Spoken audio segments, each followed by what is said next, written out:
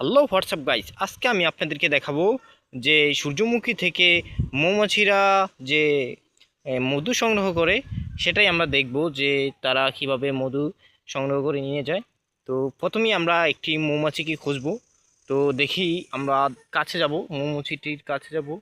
এই যে এখানে দেখতেই পারতেছেন যে যে মধু সংগ্রহ করতেছে একটি মৌমাছি। এই যে দেখতেই পারতেছেন যে মৌমাছিটা এখানে দেখা যাচ্ছে। অন্ধকার তো ভালো করে দেখা যাচ্ছে, দেখতেই পারতেছেন যে মধুপোক কীভাবে সূর্যমুখী থেকে এক এক করে মধু সংগ্রহ করতেছে।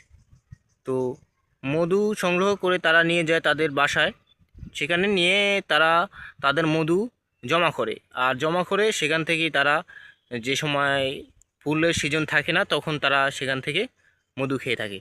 তো আপনারা দেখতেই পারতেছেন যে আমাদের আশেপাশে সূর্যমুখী ফুল গাছ অনেক, এদিকে অনেক সূর্যমুখী ফুল গাছ রয়েছে।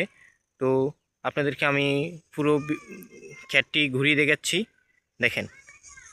তো আমার চ্যানেলটি নতুন, তো দয়া করে আপনারা আমার চ্যানেলটিকে সাবস্ক্রাইব করে আমার পাশে থাকবেন। এখানেই আমার ভিডিও শেষ করলাম। ধন্যবাদ, সবাই ভালো থাকবেন। আল্লাহ হাফেজ।